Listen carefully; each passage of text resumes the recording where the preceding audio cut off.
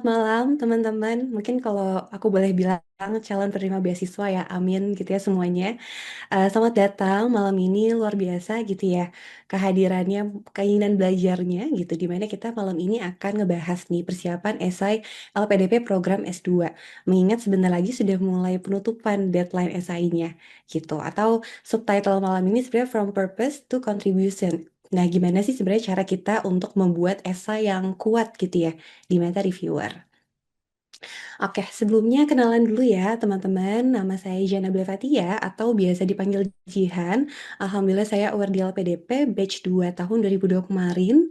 Alhamdulillahnya one shot. Dan nextnya ini akan lanjut ke MSc Climate Change Management di University of Edinburgh. Nah, sebelum kita mulai teman-teman disclaimer dulu ya. Memang tidak ada satu single formula. Gimana sih untuk cara kita sudah pasti lolos beasiswa. Nah, tapi apa yang ada di dalam kontrol internal kita itu gimana sih kita bisa membuat esai yang kuat. Nah, karena balik lagi teman-teman, ketika kita ngomongin esai, beasiswa, itu adalah backbone gitu ya, dari semua application beasiswa kita. Nah, jadi mungkin ini sedikit untuk ngegambar juga ya journey beasiswa gitu. Khususnya mungkin ada kakak-kakak yang sudah beberapa kali trial maupun yang baru coba gitu. Mungkin kalau yang orang lain lihat kan kita daftar, submit, diterima gitu ya. Nah, tapi ternyata realitanya tuh memang banyak gitu ya sebenarnya refleksi dari internal diri juga. Dari mulai kita mau motivasi mau S2, kita refleksi, kita riset, udah nyiapin dokumen tapi mikir lagi nih, cocok nggak ya topiknya gitu. Terus iterasi lagi, ulang lagi. Dan itu nggak apa-apa gitu. Seringkali memang jalurnya kita muter-muter refleksi, tapi justru itulah gitu kematangan yang menyiapkan kita pada akhirnya tepat nih ketika kita apply S2. Oke. Nah, sebelum kita lanjut nih ke detail teknis teman-teman. Nah, mungkin kalau misalnya kita tanya gitu ya, scholarship essay itu tuh isinya apa sih gitu. Nah, mungkin seringkali kita tidak hanya bisa menjawab mengapa kamu ingin kuliah. Nah, tapi ternyata ada banyak loh di balik itu. Seperti kenapa isu ini penting, apa yang telah kamu lakukan, dan kecocokan profil kita sama penerima beasiswa. Nah, ini nanti akan kita bahas teknis ya, teman-teman. Nah, karena tadi balik lagi, karena esai ini merupakan backbone kita ketika kita apply beasiswa gitu. Khususnya contohnya LPDP. Kalau kita ngomongin seleksi substansi atau wawancara, teman-teman, itu kan sebenarnya basicnya live esai kita gitu ya. Gimana akhirnya esai kita itu tuh dikomunikasikan ke orang lain. Nah, jadi semakin kuat esai kita, insya Allah jalannya nanti semoga cocok gitu. Ketemu dengan beasiswa yang sesuai. Dan dalam malam ini kita akan membahas terkait LPDP. Nah, sebelum mulai juga, teman-teman, kita reflection dulu yuk sebenarnya untuk temukan benang merah ide. Nah, benang merah ide ini nanti yang teman-teman mau ubah jadi beasiswa LPDP, teman-teman mau apply juga mungkin beasiswa lainnya. Benang merah ini satu gitu idenya. Kalau teman-teman sudah nemuin jati diri benang merah ide ini, insya Allah mau dibalik-balik itu nanti mudah gitu. Nah, aku paling suka sebenarnya pakai diagram Venn ini. Nah, jadi di sini ada circle satu latar belakang. Nah, latar belakang teman-teman past and present itu apa aja sih? Contohnya pengalaman teman-teman, masalah apa sih kira-kira yang terdorong akhirnya mau S2, kira-kira gap kemampuan apa sih yang belum difulfill gitu ya, sehingga butuh S2 gitu. Nah, dan juga ada profil diri. Nah, profil diri ini juga menjadi penting ya teman-teman, karena nanti ketika kita akan bahas esai beasiswa LPDP itu juga banyak gitu terkait pertanyaan-pertanyaan personal atau behavioral question. Jadi, siapa diri teman-teman saat ini, nilai dan karakter yang teman-teman miliki apa sih gitu. Dan pengalaman pencapaiannya itu apa selama ini yang relevan. Nah, karena balik lagi, kalau kita apply beasiswa, mereka akan mencari karakter yang paling sesuai gitu ya dengan yang mereka ingin invest gitu. Nah, makanya make sure kita mengenal diri sendiri dulu. Nah, dan yang ketiga adalah visi dan kontribusi. Nah, ini karena kita ngomongin konteksnya LPDP, jadi kenapa sih kita harus S2? Pas kita balik tuh kita mau ngapain, teman-teman? Indonesia seperti apa yang mau kita wujudkan? Nah, irisan dari ketiga ini akan menjadi benang merah esai atau core naratif teman-teman yang dari awal sampai akhir harapan ini udah align gitu. Jadi jangan sampai nanti di awal kita mau kemana, tiba-tiba di akhir beda gitu. Oke. Nah, kalau misalnya udah jawab dalam hati nih, oke, Bismillah kita ya udah mau niat S2, yuk kita lanjut bahas ke detail sebenarnya apa sih yang diminta oleh LPDP. Nah, Ini coba aku summarize gitu ya teman-teman, pertanyaan dari esai LPDP di bookletnya. Jadi yang pertama adalah, nah ini yang paling hot gitu ya, esainya itu yang paling bobotnya besar, ini 1.500 sampai 2.000 kata. Komitmen kembali, rencana pasca studi, dan rencana kontribusi di Indonesia. Nah, di mana di sini ada Mhm. dua ya, kita bisa melewati jalur STEM industri strategis. Di LPDP juga sudah jelas ya sebenarnya didetailkan, sebenarnya mereka mencari orang-orang seperti apa sih. Nah, ini khususnya yang mendukung industri strategis yang tercakup di sini. Ada juga share gitu, yang mana ini terlibat di bidang sosial, budaya, humaniora gitu. Dan juga nanti juga ada form isian LPDP yang isinya itu behavioral question teman-teman. Jadi ini akan mengetahui ngegali karakter teman-teman dari sisi apa sih kekuatan, kelebihan, kekurangan, pengalaman membanggakan, kurang membanggakan. Jadi mungkin kalau kita pas apply gitu ya pertama, aduh banyak juga ya ternyata esainya, mungkin dikiranya esai yang atas saja nih, tapi ternyata form isian LPDP di bawah ini tidak kalah pentingnya gitu untuk menunjukkan karakter teman-teman ini sesuai nggak sih sama yang dicari oleh pemberi beasiswa gitu. Oke, nah kita masuk aja nih langsung ke part one untuk komitmen kembali, rencana pasca studi, dan rencana kontribusi di Indonesia gitu. Nah, sebelum kita masuk ke sini, teman-teman, tadi balik lagi ya, karena kita mau merunutkan pikiran kita agar esainya ini bisa jadi satu kesinambungan dan tentunya harapannya bisa meyakinkan para reviewer LPDP. Nah, seringkali mungkin ada beberapa kesalahan yang kita lakukan saat menulis esai. Nah, jadi yang pertama nih, seringkali saat kita menulis gitu ya, biasanya by feeling dulu nih. Nah, nggak nyambung nih antara satu paragraf dengan paragraf lainnya. Nah, seringkali biasanya logiknya loncat. Jadi misalnya latar belakangnya saya ada di A, kemudian tapi nggak ketahuan nih sebenarnya masalah yang mau di-solving dengan S2 apa, tiba-tiba loncat pingin balik ke Indonesia untuk C. Nah, sebenarnya boleh nggak sih esai kayak gitu? Nah, ketika kita ngomongin esai yang bersifatnya semi akademik, ini kan kita pastikan bahwa tiap paragraf nih saling nyambung ya teman-teman ya, punya benang merah yang jelas dan punya main idea atau main topik yang jelas nih dan bisa mendukung satu sama lain. Nah, ketika teman-teman sebenarnya buat gitu ya detail logik ngurut gitu ya sesuai framework ini contohnya, justru ini akan memudahkan kita saat nanti tahap selanjutnya yaitu interview. Karena teman-teman dari A sampai Z udah tahu nih sebenarnya dari awal latar belakang sampai ujung-ujungnya kontribusi mau apain. Nah, di sini sebenarnya aku paling suka untuk memetakan pikiran kita gitu ya. Kadang banyak banget gitu keinginan dan mimpi-mimpi tentunya. Nah, aku coba persimpel jadi 7 Step Scholarship Essay Framework. Untuk kita coba yuk buat pikiran kita lebih koheren dan nyambung. Nah, jadi yang pertama, teman-teman, tadi sama gitu ya, turunan dari diagram tadi. Who are you atau siapa sih diri kita? Nah, nanti ini akan dituangkan nih ke bagian esai, opening atau hook untuk menarik pembaca. Terus juga masuk juga di section selanjutnya credibility. Nah, credibility ini nanti kita akan menjelaskan pengalaman kita, motivasi atau gap-gap masalah gitu ya. Nanti kita akan bahas lebih detail lagi. Nah, terus selanjutnya why does this issue matter? Nah, kenapa sih isu ini penting? Kenapa sih pemerintah harus melihat isu ini, kenapa nggak isu lainnya gitu? Nah, ini kita kaitkan dengan national challenge. Nah, kemudian why do you need a master? Kenapa sih harus S2 gitu?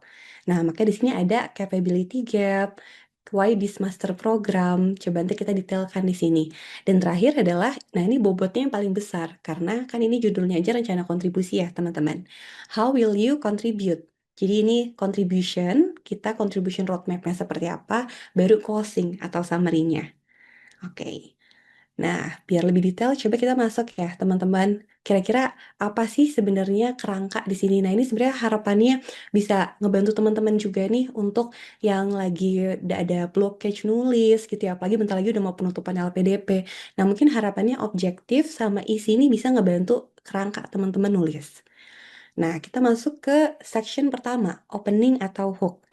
Nah, opening hook ini gimana sih, Kak? Biasanya apakah kita ngenalin diri doang atau gimana? Nah, tujuannya itu adalah yang pertama menarik perhatian pembaca gitu.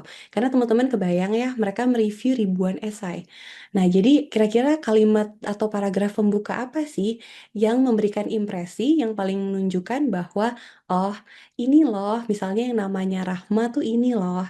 Rahma tuh orangnya ini itulah. Coba kita cari di situ. Dan kemudian kita mulai perkenalkan nih gambaran besar tema esai kita apa. Jadi contohnya mungkin aku ngambil sampel di sini terkait sampah makanan. Nanti masalahnya akan ke arah ketahanan pangan nih, jadi coba dikenalin tema besarnya di situ. Nah, jadi harapannya kita pembaca udah tahu esai ini mau ke arah mana dan dapat kesan kamu tuh siapa. Nah, makanya di sini isinya adalah pertama ada hook ya, bisa diisi dengan momen, pengalaman atau masalah yang membentukmu. Contohnya, teman-teman ingin nunjukin bahwa kalian adalah personal yang care sama kepedulian sosialnya tinggi gitu ya, walaupun kalian punya background teknik. Nah, itu bisa personalize di situ, kalian tunjukin coba pengalaman refleksi apa di depan. Kamu siapa sih? Nah, kemudian nanti di sini ada central issue tadi seperti yang udah dibahas dan transition to your story. Nah, biar lebih gampang, ini langsung ya ada sampelnya coba. Jadi contohnya misalnya paragrafnya dia mengenalkan bahwa aku pada saat exchange program IISMA dulu, aku tuh jadi lebih aware loh terkait gimana sebenarnya masing-masing negara itu memiliki pendekatannya sendiri terkait sistem ketahanan pangannya. Tapi itu akhirnya terbayang-bayang di diri dia setelah dia balik ke Indonesia, ternyata banyak ya sayur-sayuran yang sebenarnya masih bagus tuh dibuang gitu aja di pasar tradisional market. At the same time, dia mendengar di berita bahwa ternyata kita lagi ada krisis ketahanan pangan. Nah, sebenarnya kan akhirnya dia sadar bahwa dia pingin nih motivasi lebih untuk mencari kira-kira sistem ketahanan pangan yang baik gimana ya, sekaligus untuk menguatkan nih reduksi dari sampah makanannya gitu. Ini sampel aja ya teman-teman, tapi gambarannya seperti itu. Oke, nah kalau udah kebayang tadi opening hook, jadi akhirnya pembaca bisa bertransisi nih. Oh oke, dia ingin ngebahas terkait ketahanan pangan.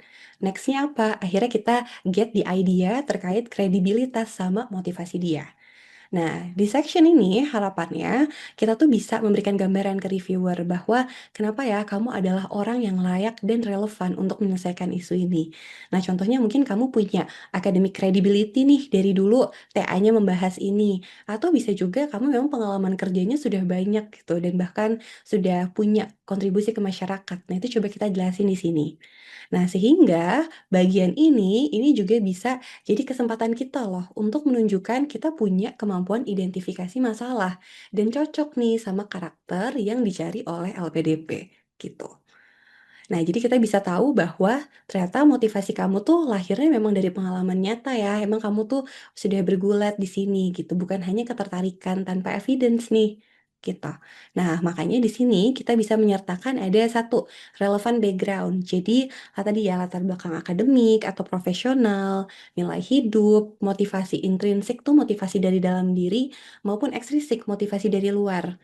Kemudian ada achievement, previous contribution, dan bagaimana cara kita tahu gitu ya masalahnya kita temukan di sini hingga tadi bukti nyata komitmen terhadap isunya. Nah, yang sebenarnya harus dihati-hati gimana sih Kak di section credibility ini? Nah, seringkali jangan sampai paragraf ini tuh kita jadi mirroring atau ngopi dari CV kita. Karena balik lagi ya teman-teman, esai itu kan bukan biografi. Nah, esai itu juga bukan CV. Karena kalau mau tahu prestasi teman-teman, mereka tinggal baca CV teman-teman. Nah, jadi lebih dari itu, ini sudah bisa menunjukkan refleksi dan pengalaman teman-teman. Nah, makanya aku suka banget gunain STAR method. Nah, mungkin udah pernah denger ya teman-teman di sini. Nah, STAR method itu di sini adalah S-nya itu situation. Nah, jadi situasi atau latar belakang actual conditionnya seperti apa sih? Nah, terus task itu tugas teman-teman akhirnya mau ngapain pada saat itu? Akhirnya actionnya apa yang teman-teman lakukan, resultnya apa, hasilnya dari yang teman-teman lakukan. Dan kemudian aku pengen suka nambahin reflection. Dari situ teman-teman belajar apa yang berkontribusi sama akhirnya pemikiran teman-teman bahwa, oh oke nih, ini masalah aku harus solving ini dan aku harus S2 gitu. Nah, jadi ini contoh sampelnya ya, teman-teman. Jadi di sini ada situation, task, and action. Jadi dia contohnya bilang bahwa selama kuliah, dia memimpin community project untuk tadi meredistribusikan nih kelebihan makanan dari pasar-pasar ke keluarga kurang beruntung. Jadi dia menjelaskan di sini juga actionnya dia sudah bisa mengkolaborasikan nih pihak-pihak dari volunteer, vendor, community organization gitu. Nah, resultnya apa? Akhirnya dari pengalaman dia, wah ternyata selama 6 bulan, alhamdulillah sukses nih untuk expand ke market-market yang lebih luas gitu.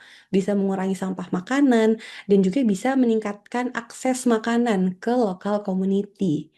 Nah, kemudian lebih dari itu apa nih reflection-nya? Pada akhirnya dia sadar bahwa ternyata pengalamannya itu nggak bisa ya kemampuan teknis aja menyelesaikan gitu untuk masalah sampah makanan.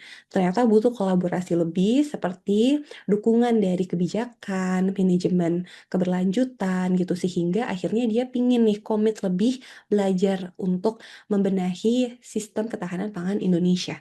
Nah, ini jelas kan ya teman-teman. Jadi kebayang nih dia tuh ngapain sih sehingga sampai di kesimpulan refleksi tadi. Oke. Kalau misal udah, kita di credibility, nah sekarang masuk nih ke national challenge atau urgensi nasional. Nah ini mungkin yang biasanya teman-teman bilang di sini tuh kita masukin data ya, untuk biar lebih valid gitu. Nah di sini sebenarnya objektifnya apa sih? Nah ini adalah kesempatan kita untuk menunjukkan keselarasan isu dengan visi pemberi beasiswa. Nah, karena kan pemberi beasiswa ini juga punya banyak visi dan misi tentunya ya teman-teman. Nah, macam-macam nih visi dan misinya. LPDP pasti dia akan visinya itu untuk membangun gitu ya Indonesia kembali sesuai dengan urgensi yang Indonesia butuhkan saat ini. Nah, mungkin nanti beda nih ketika teman-teman apply contohnya Chevening yang mencari global leader atau mungkin AAS gitu. Jadi, selalu cari kira-kira keselarasan visi teman-teman dengan pemberi beasiswa itu apa. Nah, kembali lagi ke konteks LPDP. Nah, kita ngomongin kenapa sih isu ini penting. Karena kalau kita bayangin ya teman-teman jadi reviewer LPDP, setiap hari mereka misalnya interview ratusan orang yang isinya itu ngomongin masalah Indonesia. Nah, jadi kita harus bisa nunjukin kenapa sih dari sekian banyak masalah, isu ini penting, mendesak, dan relevan. Dan makanya teman-teman harus diprioritaskan untuk berangkat studi. Nah, ini harus kelihatan di sini teman-teman. Nah, makanya di sini bisa menunjukkan pemahaman teman-teman terhadap kebutuhan dan tantangan Indonesia di masa depan. Nah, contoh konten isinya seperti apa? Nah, jadi kita bisa nyertakan data dan fakta nasional maupun global. Yang kedua adalah kita masukkan nih urgensi nasional. Contohnya apa? Coba baca dokumen rencana panjang Indonesia, kemudian rencana pendek dan menengah Indonesia, Stacita gitu ya, atau SDGs. Terus gimana future outlook-nya nih dari kajian-kajian prediksi tantangan kita di masa depan apa sih? Nah, terus current gap-nya apa sih kesenjangan yang masih ada? Gitu. Dan tadi ya prioritas tadi. Nah, kesalahan yang sering kali kita lakukan di data ini, seringkali data itu nggak bercerita gitu ya. Seringkali kita cuma masukin aja nih, biar ya udah sebagai bukti itu bahwa ini valid, tapi data ini nggak menjelaskan apa-apa bahwa ini tuh penting dan mendesak. Nah, makanya sebenarnya aku paling suka gampangnya untuk di National Challenge ini adalah pertama, kita punya data existing. Indonesia saat ini posisinya di mana? Contohnya kayak gini ya. Misalnya existingnya adalah kita menghasilkan 23 sampai 48 juta contohnya sampah makanan setiap tahun. Dimana kita salah satu nih kontributor terbesar dalam food loss gitu sama makanan sedunia. Ini kan data existing nih. Nah, kemudian kita punya target. Kita baca nih targetnya Indonesia apa sih? Nah, contohnya tadi kita baca RPJMN, RPJPN. Ternyata ada ya target Indonesia, contohnya terkait ketahanan pangan maupun sampah makanan. Nah, baru tadi kan ada gapnya nih teman-teman dari baseline di sini sampai target ya. Nah, makanya gap itu apa akhirnya? Nah, ternyata walaupun kita sudah melakukan usaha, terus awareness-nya sudah lebih banyak, ternyata kita Indonesia masih banyak gap loh. Di mana gapnya? Contohnya di koordinasi cross-sektor antar kementerian lembaga misalnya, atau di distribusi makanan keberlanjutannya, atau implementasi komunitasnya. Sehingga teman-teman ingin masuklah untuk membantu isu ini agar Indonesia bisa mencapai target tersebut. Nah, kalau itu kan kebayang ya teman-teman, nggak ngomongin data gitu aja. Gitu, oke. So far harapannya kebayang sampai section 3 National Challenge ini. Nah, next kita masuk tadi ke capability gap atau kesenjangan kompetensi. Nah, makanya tadi kebayang teman-teman ketika kita sudah baca datanya. Nah, kira-kira jadi apa sih kompetensi yang masih perlu dikembangkan agar teman-teman bisa berkontribusi di bidang itu? Dan mengapa akhirnya teman-teman harus S2 di program itu agar bisa mengisi kesenjangan tersebut. Nah, makanya di sini kita coba yuk identifikasi emang gap teman-teman ada di mana sih? Apakah gap ilmu? Apakah gap technical, network? Apakah perspektif global contohnya? Sehingga akhirnya biasa tahu reviewer juga, oh memang anak ini butuh S2 gitu. Nah, mungkin teman-teman juga sering ya kayak dengar gitu, di-challenge gitu. Biasanya suka ditanya, yang pertama, kenapa sih harus S2? Emangnya kerjaan sekarang belum bisa mengakomodir pembelajaran teman-teman? Nah, kemudian yang kedua, mungkin bisa nggak kalau gap tadi diselesaikan dengan sertifikasi? Yang ketiga adalah, oh memang ternyata butuh banget nih S2. Nah, mungkin itu adalah pertanyaan refleksi juga ya teman-teman, karena kita tidak tahu akan bertemu dengan interviewer seperti apa nanti. Ketika teman-teman sudah tahu jawabannya, itu insya Allah bisa mematangkan rencana teman-teman. Nah, jadi ini contoh sampelnya. Akhirnya ini kan jelas ya, be evident dan clear gapnya di mana. Jadi contohnya nih, akhirnya realitinya ini menunjukkan bahwa aku masih memiliki keterbatasan. Walaupun akademik background-nya itu, aku sudah mengetahui tentang tadi ya misalnya secara teknis A, B, C, tapi ternyata implementasinya butuh lebih kompleks dari itu. Aku butuh belajar terkait public policy, harus belajar tentang supply chain atau stakeholder collaboration, sehingga aku butuh S2 gitu untuk mendapatkan multidisipliner itu. Nah, itu contohnya ya teman-teman. Oke. Nah, selanjutnya akhirnya sudah jelas tuh ketika sudah tahu gapnya di mana, akhirnya muncullah kenapa sih harus di program itu gitu. Nah, makanya di sini objektifnya adalah nanti reviewer ingin mengetahui nih pertimbangan matang rencana studi teman-teman dan apakah kita sudah research gitu ya program terbaik untuk mencapai tujuan kontribusi kita. Nah, makanya isinya sebenarnya aku paling suka biar mudahnya adalah dari besar ke kecil. Jadi pertama, why this country atau kenapa negara tersebut? Kalau udah, kenapa universitas tersebut? Kemudian kenapa program tersebut? Apakah ada mata kuliah yang relevan? Nah, baru nanti ada peluang riset kah atau proyek penelitian? Ada nama calon pembimbing kah atau dosen yang teman-teman pingin tuju? Maupun tadi ya ada field work atau industri exposure gitu dari program tersebut.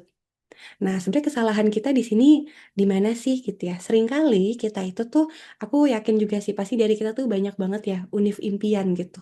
Nah, seringkali kita tuh keluarnya univ impian dulu, baru nanti coba kita cari nih cocok nggak ya gitu. Nah, tapi mungkin nanti ketika interview, reviewer ini kan akan men-challenge dari gap dulu ya teman-teman. Ketika teman-teman berakar dari gap, baru akhirnya keluar, oke, ini univ yang cocok denganku, itu akan semakin bisa jelasin detail dan matang gitu. Memang jelas ini university yang berjodoh sama aku untuk bisa mendapatkan targetku gitu. Nah, jadi ini contoh sampelnya. Jadi kita di sini bisa tulis nih. Contohnya di MSc in Sustainable Food System di university apa. Nah, ini bisa menyediakan nih tadi gap knowledge yang kita butuhkan. Contohnya interdisciplinary di bagian apa aja gitu. Nah, mungkin di sini bisa disebutin. Tadi ada interested di judul kuliahnya apa, bisa disebutin di sini. In addition, nah ini kita bisa jelasin nih, contohnya ada hal-hal menarik seperti program kolaborasi dengan industrinya atau government partner, sehingga itu bisa meningkatkan kemampuan praktik teman-teman gitu untuk diadaptasi di Indonesia. Nah, itu udah akan cakep banget tuh, mateng gitu. Oke, nah kalau udah clear, kita masuk nih teman-teman ke yang bobotnya paling besar atau contribution roadmap. Nah, contribution roadmap ini bobotnya yang terbanyak ya, karena namanya aja esai komitmen dan rencana kontribusi gitu. Nah, jadi ini pasti yang paling banyak di challenge dan akhirnya ditanya apakah konkret rencana kontribusi teman-teman. Nah, di sini yang pertama objektifnya adalah komitmen untuk berkontribusi bagi Indonesia tentunya, dan nanti mereka akan melihat apakah rencana kontribusi ini jelas, realistis, dan dapat dilaksanakan. Nah, biasanya isinya itu untuk lebih mudah memetakannya, kita bagi-bagi. Dari mulai jangka pendek, short term contribution, contohnya 1 sampai 5 tahun pertama setelah balik, medium term, misalnya 5 sampai 10 tahun, kemudian long term contribution, jangka panjangnya seperti apa sih? Mungkin lebih dari 10 tahun. Nah, nanti dampak yang diharapkan apa? Dan keberlanjutan dari kontribusinya seperti apa?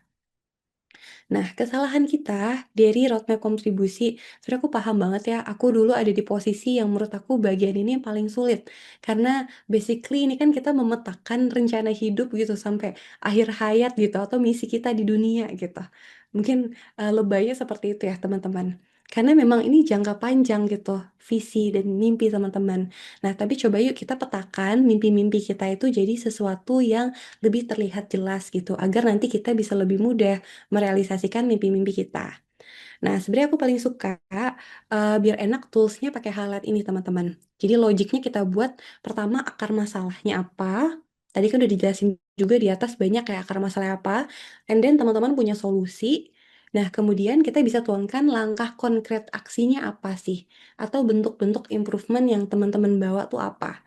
Dan nanti kita sebutkan nih platformnya apa sih? Contohnya posisi atau organisasi teman-teman sekarang. Apakah mau balik lagi ke sana? Atau mungkin ada institusi atau organisasi perusahaan impian yang teman-teman harapannya bisa berkontribusi via perusahaan atau kementerian lembaga itu. Nah, kalau gitu kan sebenarnya jelas ya, bisa lebih konkret gitu. Nah, ini contohnya nih sampelnya. Jadi, tadi ya, di sini akar masalahnya Indonesia tadi mengalami atau menghadapi high level atau peningkatan dari banyaknya sampah makanan. Nah, kenapa? Karena ternyata ada keterbatasan loh di antara rantai pasok maupun keterbatasan koordinasi antar stakeholder.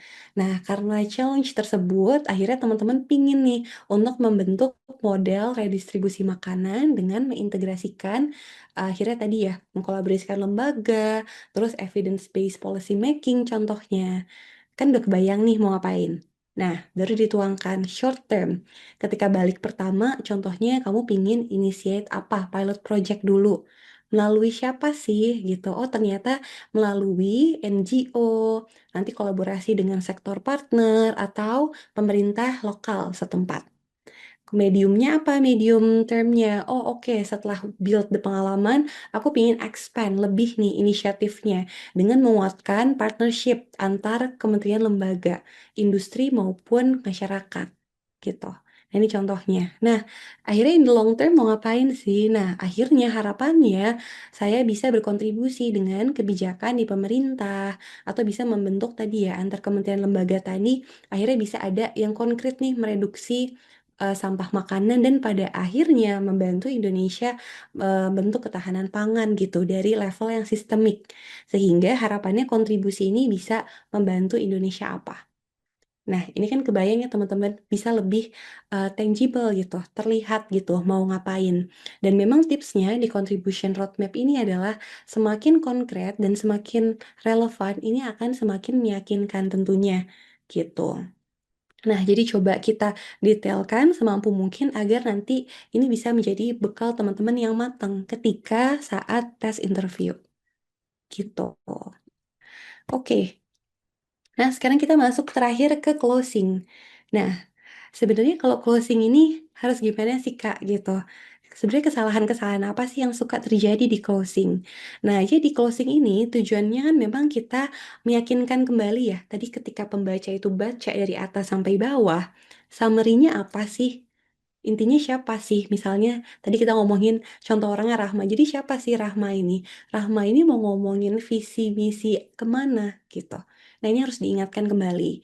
Nah makanya di sini objektifnya kita coba nih mengingatkan lagi reviewer misi pribadi, kompetensi yang akan diperoleh dan kontribusi yang akan diberikan.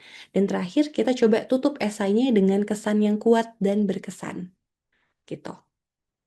Nah, makanya nanti di sini kita bisa isi dengan recalling our mission, tadi misi utamanya apa, menegaskan kembali komitmen, visi kontribusi, dan tadi yang kuat ya penutupnya. Nah, sebelum dari kita bahas gitu ya ke arah sampel, kalau misalnya dulu pada saat kita apply LPDP batch 2025, nah itu tuh suka ada nih di form isian. Coba jelaskan visi kalian dalam satu kalimat. Nah, jadi sebenarnya aku harap closing atau kalau kalian disuruh jelaskan visi kalian dalam satu kalimat, kalian udah punya nih. Kenapa? Karena sebenarnya itu akan bekal kalian untuk menjadi membawakan ini di opening, di closing interview juga bisa gitu ya. Agar nanti teringat terus nih sebenarnya kalian tuh yang mana dan siapa. Nah, sehingga sama layaknya di closing, Contohnya sampelnya adalah My Journey Across Engineering di bidang teknik, di bidang keuangan, maupun di bidang community development, memang ternyata menunjukkan bahwa challenge atau tantangan di ketahanan pangan Indonesia membutuhkan lebih dari kemampuan teknis belaka. Nah, jadi di sini kita mengingatkan kembali background kita gitu ya tadi, recalling our background juga. Nah, kemudian through the LPDP Scholarship, aku berkomitmen loh untuk mengintegrasikan pengalaman-pengalaman ini dengan pengetahuan yang tadi lebih advance gitu ya, melalui S2 Sustainability Management contohnya, Hmm. agar bisa mendorong solusi yang bisa terukur untuk Indonesia. Nah, ini jelasin juga nih komitmen mau ke arah mana. Nah, akhirnya harapannya ketika aku balik dan berkontribusi gitu, aku mau berkontribusi ke kolaborasi cross sektor kementerian lembaga, akhirnya bisa membantu Indonesia menguatkan ketahanan pangannya gitu. Nah, jadi intinya tadi ya simpelnya adalah kamu siapa, ingin balik membantu masalah apa sehingga mendorong Indonesia mencapai target tersebut gitu. Nah, itu kan sebenarnya udah lebih clear. Nah, seringkali kesalahan kita di closing kita tuh banyak komitmen aja, teman-teman. Banyak filler kayak berandai-andai bahwa aku komitmen akan balik, aku pasti orang yang dicari LPDP. Nah, tapi kira lebih kita tuh lupa gitu menekankan kembali, oke, komitmen, semuanya pasti komitmen kok. Tapi komitmen ke arah mana gitu. Nah, jadi di sini kita nekanin lagi di closing ini. Lanjut dulu ya, karena ini ada sedikit lagi slide-nya teman-teman untuk form isian LPDP. Nah, ini sebenarnya memang pertanyaannya macam-macam banget gitu ya. Kayak kita akhirnya dituntut gitu untuk deep down menggali diri kita. Tadi kurang lebih ada berapa ya? 8 sampai 10 pertanyaan ya kalau nggak salah ya. Gitu dan itu nanti kira-kira baiknya ke arah mana sih gitu. Nah, karena ketika kita ngomongin tadi contribution essay, itu mungkin sifatnya udah teknis ya teman-teman. Banyak kemampuan teknikal teman-teman tuh related gitu di bidang teman-teman. Nah, tapi untuk yang pertanyaan ini kan sebenarnya lebih behavioral questions, yang mana nanti banyak nih yang bingung baiknya ke arah mana sih gitu. Nah, sebenarnya balik lagi teman-teman. Behavioral question itu tujuannya buat apa sih? Nah, tentunya menggali karakter teman-teman ya. Karena di samping memang kita sudah menulis di esai, ketika nanti proses interview LPDP itu kan juga melibatkan psikolog. Nah, psikolog ini juga nanti bertugasnya untuk menggali karakter teman-teman juga gitu, tidak hanya dari kemampuan teknis aja. Nah, makanya di sini coba kita pahamin dulu yuk sebenarnya karakter apa sih yang dicari oleh LPDP agar kita bisa menunjukkan kualitas diri kita yang align nih dengan orang yang LPDP cari. Nah, ini sebenarnya aku coba mensintesis gitu ya dari Insight waktu itu webinar tahun 2025. Nah, tapi ini silakan nanti teman-teman kita bisa explore lagi. Kurang lebih nanti kalau menjelang penutupan juga kan biasanya ada webinar-webinar baru nih. Nah, coba yuk kita dengerin. Sebenarnya apa sih yang dicari LPDP itu biasanya ada Q-nya di situ. Nah, kalau misalnya kita reflect gitu ke Insight tahun 2025, nah di sini pertama mereka cari problem solver atau kemampuan identifikasi masalah dan mengambil solusi yang tepat gitu. Nah, jadi jangan kita bawa, iya nih aduh banyak banget masalah ya A, B, C, D, E, tapi kita juga nggak punya gitu kemampuan problem solver, itu kan juga percuma ya. Jadi coba kita usahakan bahwa ketika kita menemukan masalah di tempat kerja atau di kehidupan sehari-hari, kita punya nih kemampuan ability untuk yuk thinking solusinya apa. Coba kita tunjukin di situ. Nah, kemudian resilient. Nah, resilient ini apa sih? Mampu bangkit, beradaptasi, belajar gitu ya dari tantangan. Maka tadi banyak pertanyaan, gimana sih cara kita menghadapi kesalahan di tempat kerja dan lain-lain. Dan yang ketiga adalah growth mindset atau terbuka dengan pembelajaran, refleksi, dan pengembangan diri. Nah, jadi kebalikannya ya, bukan fix mindset, bukan karena, oh emang aku orangnya begitu, gitu. Nah, tapi kita tunjukin bahwa emang kita tuh orangnya secara karakter selalu berkembang. Makanya ada pertanyaan, bagaimana sih kita belajar dari kegagalan? Apakah yang diajarkan kepada diri sendiri terakhir kali? Gitu. Dan yang terakhir adalah tentunya alignment sama value-nya LPDP. Nah, maka kita harus tunjukin bahwa kita memiliki nilai, motivasi, dan sejalan gitu ya dengan kontribusi yang kita inginkan untuk Indonesia. Nah, makanya sebenarnya teman-teman paling gampang biar nanti kita nggak terlalu reflektif gitu ya kemana-mana untuk esai ini, karena setauku ini maksimal 250 kata, nanti mohon koreksi kalau ada update ya. Nah, ini makanya kita coba yuk gunakan STAR method lagi. Tadi situation, task, action, result, and reflection. Kenapa sih? Biar ceritanya terstruktur dan ada evidence-nya. Gak cuman bilang kayak, oh iya aku hardworking. Oke, tapi hardworkingnya gimana gitu? Atau cuman bilang, enggak kok aku orangnya siap menghadapi tantangan dan adaptable gitu. Nah, coba kita tunjukin gitu ya. Nah, ini singkat aja untuk pertanyaan form isian LPDP gitu ya. Kalau kita bahas lagi, jadi contohnya jenis pertanyaannya tadi, apa sih kekuatan dalam diri kita? Nah, ini makanya tadi bisa dinilai contoh evidence-nya apa, dengan kekuatan tersebut apakah teman-teman sudah memiliki impact positif gitu ya untuk orang-orang di sekitar maupun lingkungan di sekitar. Nah, kemudian kelemahan. Nah, kelemahan ini tuh menunjukkan kita tuh orangnya self-aware gitu ya teman-teman dengan kelemahan kita. Dan masalahnya adalah kita mau berkembang nggak, mau improve diri kita nggak untuk mengatasi kelemahan itu. Nah, yang ketiga adalah pengalaman membanggakan.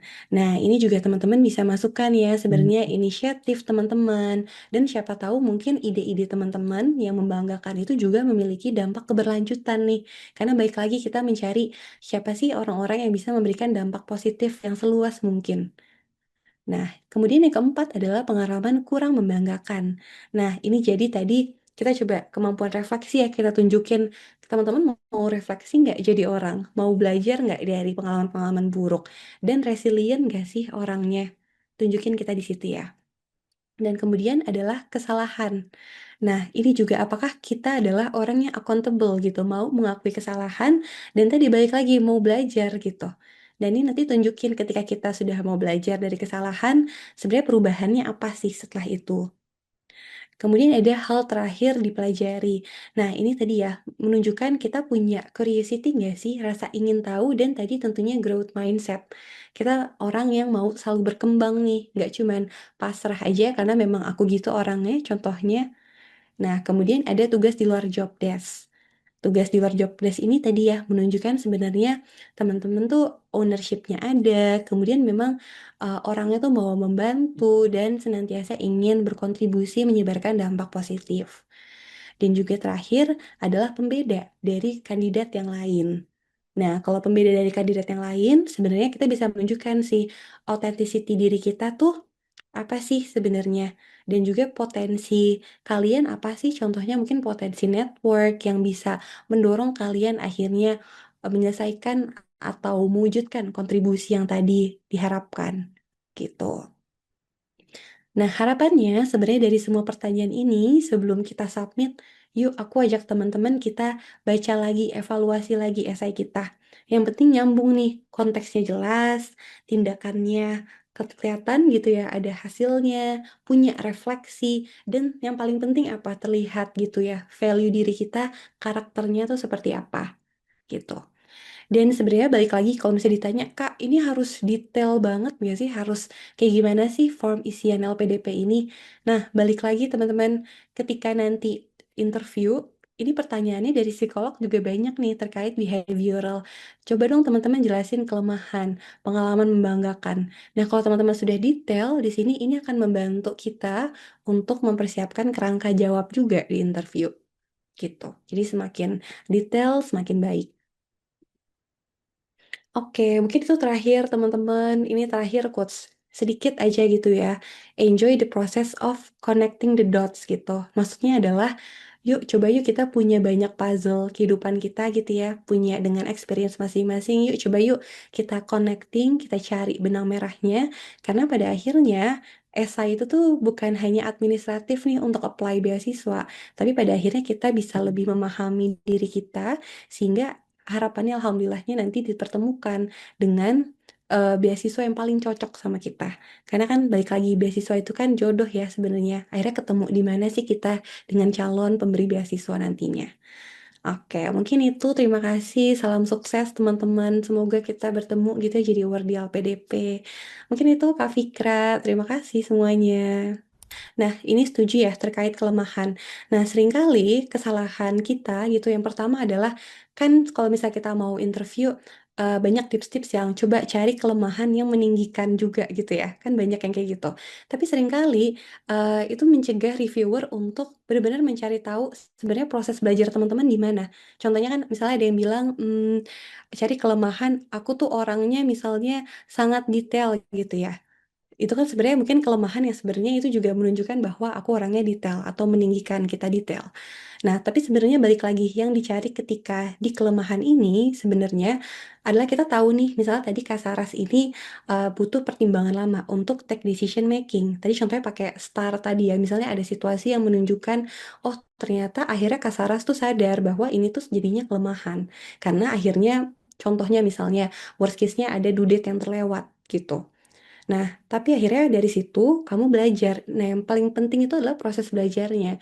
Belajar bahwa ternyata over preparation tadi tuh nggak baik. Akhirnya kamu belajar finding the balance. Ternyata waktu yang titik tengah yang cukup tuh gimana sih?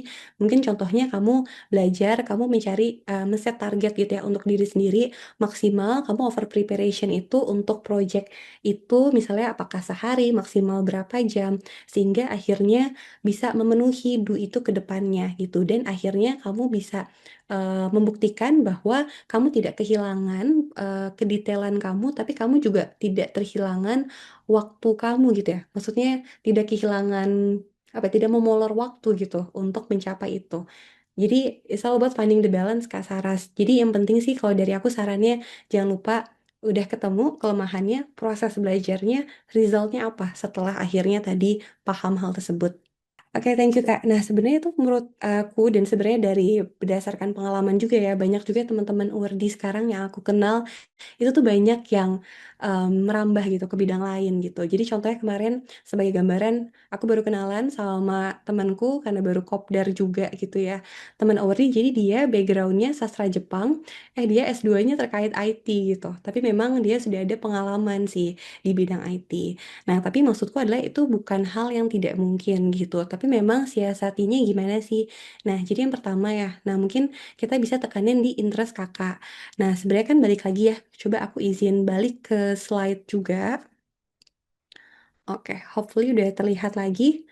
Nah, sebenarnya di slide credibility ini, nah ini kan sebenarnya kita nunjukin sebenarnya kredibilitas atau motivasi kita. Nah, mungkin tadi relevant background, Kakak bisa cari yang bersinggungan gitu ya. Kalau misalnya memang psychological related walaupun tadi beda bidang gitu ya, karena banyak banget niche-nya.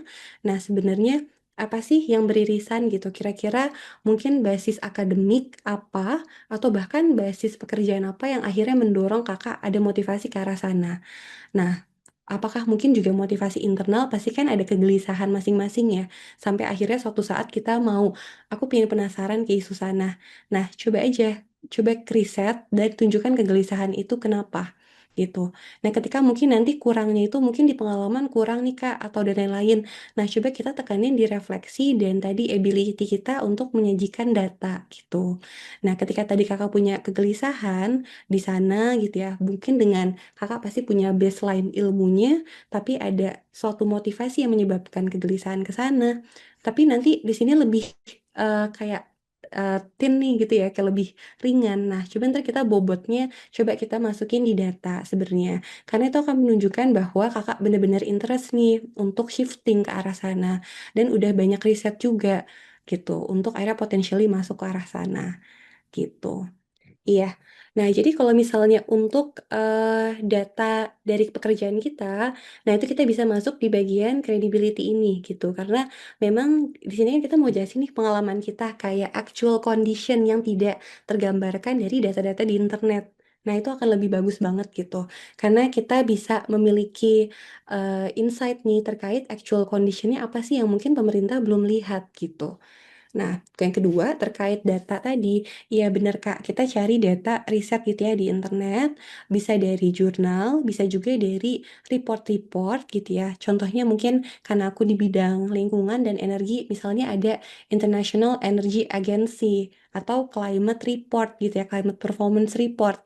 Nah, mungkin di bidang Kakak juga sama gitu. Apakah ada report global yang mendukung gitu data Kakak dan juga kaitannya sama dokumen-dokumen target pemerintah nih kayak rencana panjangnya pemerintah, jangka pendek gitu. Itu kan bisa detail tuh sebenarnya Indonesia mau ke arah mana sih gitu cita-citanya. gitu Kak Ali. Nanti kita sebenarnya masukinnya itu copy isian gitu ya, karena kan nanti bentuknya form isian gitu ya, termasuk yang esai kontribusi gitu. Nah, makanya jadi jangan sampai tuh ada foto-foto dan lain-lain, karena nanti kita kan akan ngopi ke form isian tersebut gitu.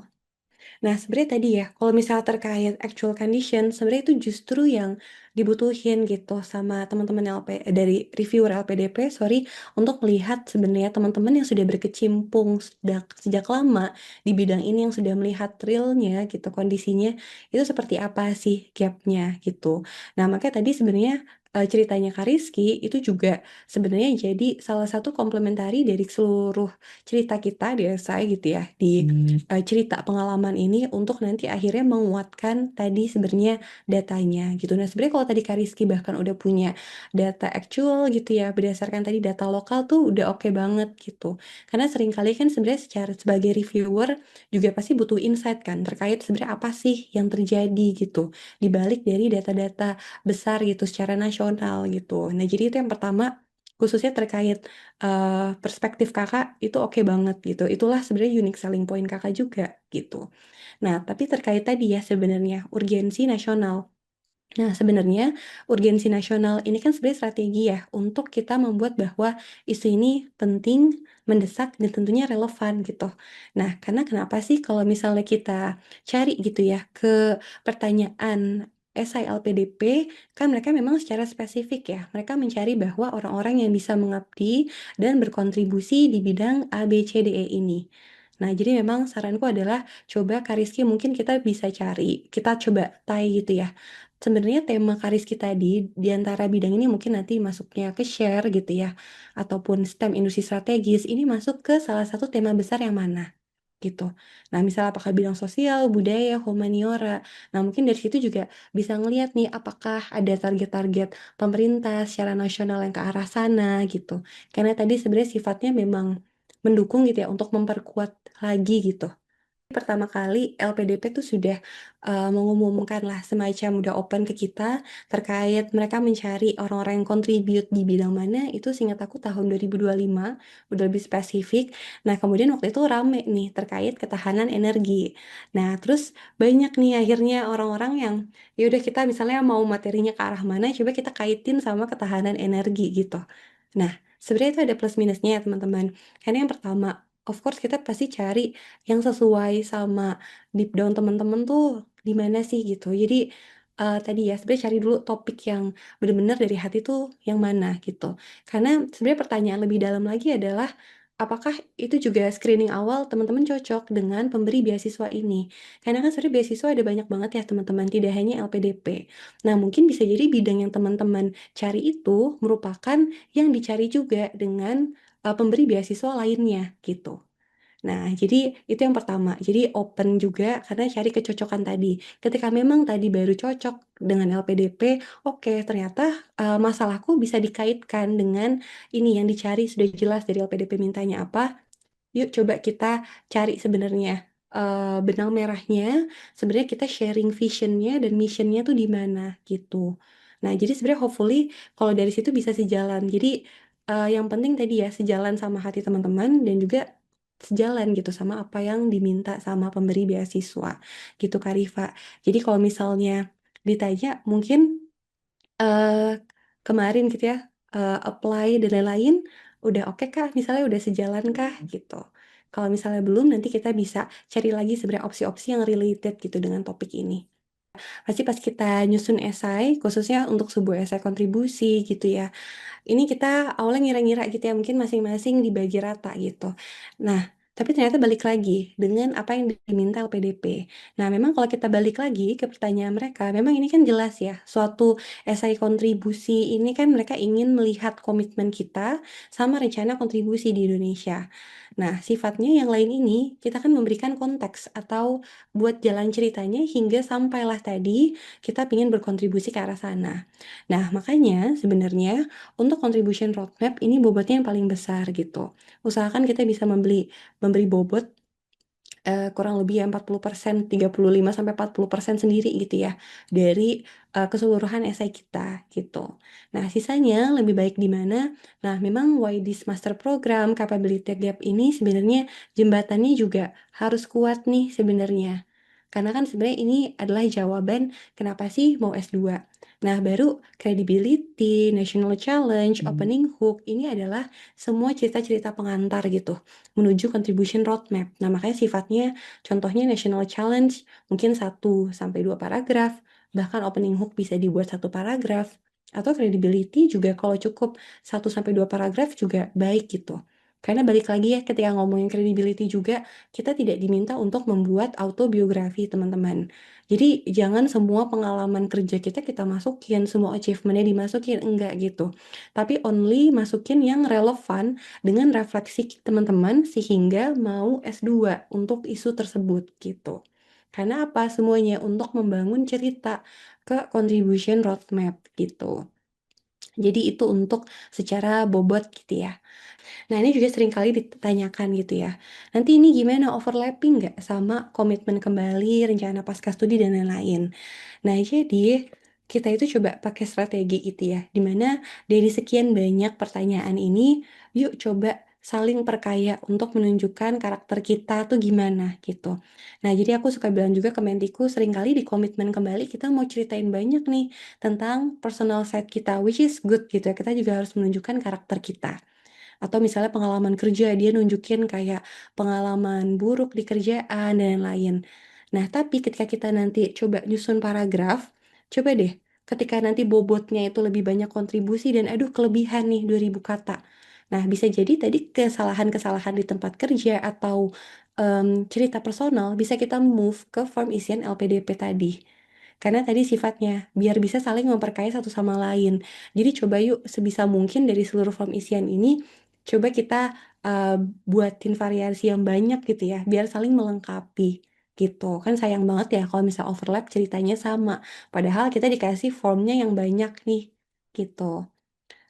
Terakhir tadi aku mau ngomong apa ya, tapi kurang lebih itu sih, gambarannya Kak Dio. Semoga menjelaskan ya dan kebayang juga sebenarnya. Oh, mungkin sedikit tips juga, maaf teman-teman baru ingat gitu ya. Nah, jadi ketika buat esai pertama, coba gitu ya jangan dihapus-hapus dulu. Kita buat sebagai main esai gitu, biasanya sih aku gampang ya. Nah, karena ketika nanti dicocokin sesuai dengan format LPDP, minta 2000 kata, yang satu minta 250 kata. Nah, seringkali main esai kita di awal itu bisa kita tarik dan pindahin ke tempat lain gitu. Jadi, akhirnya itu jadi kayak dump idea gitu loh di awal. Tapi tadi ya mungkin, balik lagi, objektif itu kan sebenarnya jadi kayak main idea ya, gitu ya, main idea atau main topik dari suatu paragraf. Nah, tapi tadi gimana biar koheren, aku sambil share screen lagi. Oke.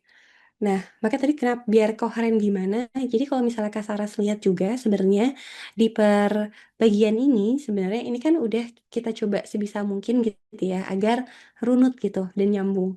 Nah, kita tuh bisa membuat semacam bridging paragraf gitu. Nah, contohnya bridging paragraf itu atau transition itu kayak gimana sih gitu. Nah, contohnya misal kayak gini ya, di opening. Opening itu walaupun tadi tujuannya untuk mengenalkan topik dan menarik perhatian membaca, nah, di sini kan kita ada bilang ya, bahwa sejak saat itu ini contoh udah mulai transisi nih, karena next-nya itu adalah udah menjelaskan pengalaman kan dan motivasi.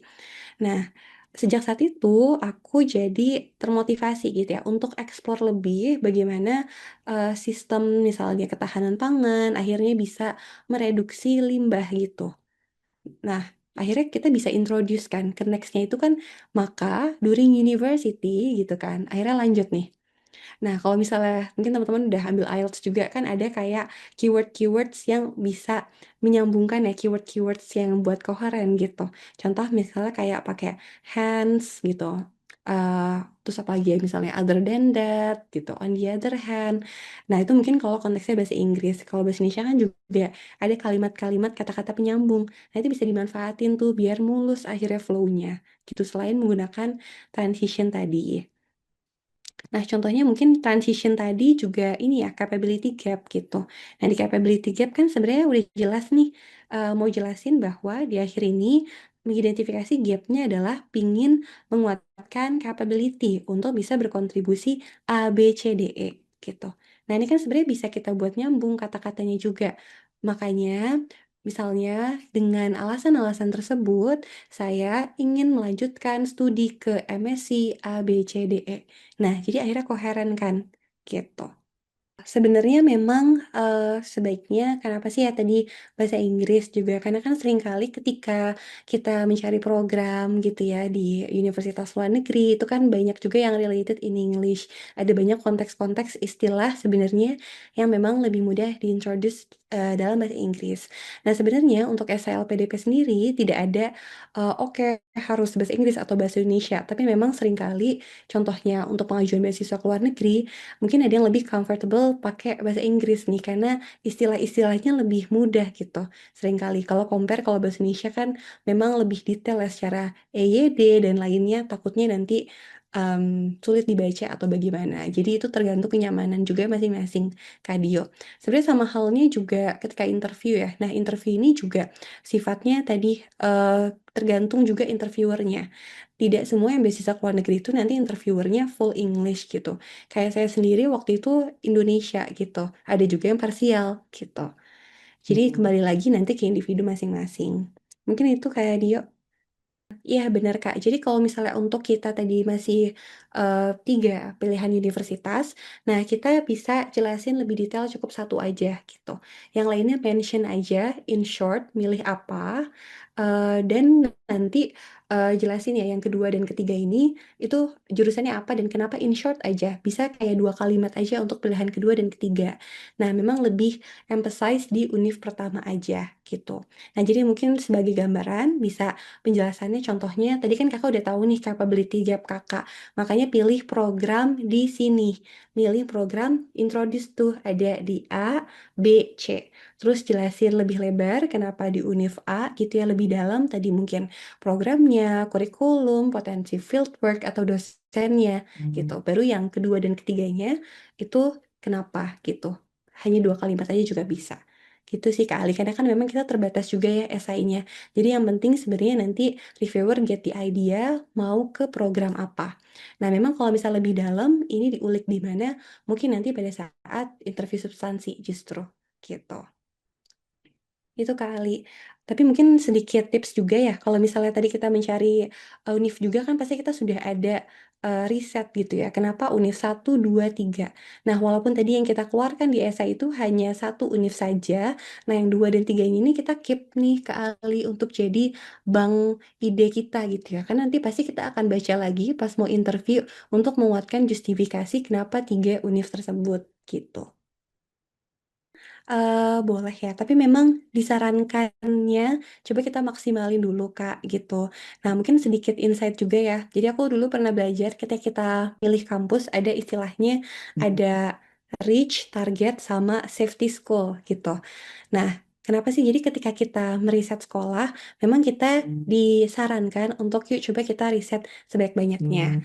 Nah, reach target safety school itu maksudnya apa? Jadi pertama adalah target school. Target school tuh yang kita sekolah pingin banget gitu ya, tapi mungkin susah gitu masuknya ke sana, yang kayak top tier banget gitu. Cita-cita kakak dari awal. Mungkin contohnya Oxford, Cambridge gitu ya, Ivy League gitu. Nah, terus yang kedua adalah rich school gitu. Rich school ini yang insya Allah pasti masuk kok gitu. Hmm. Tapi memang persaingannya semi-semi gitu ya. Nah, itu kita pilih coba 2 univ juga.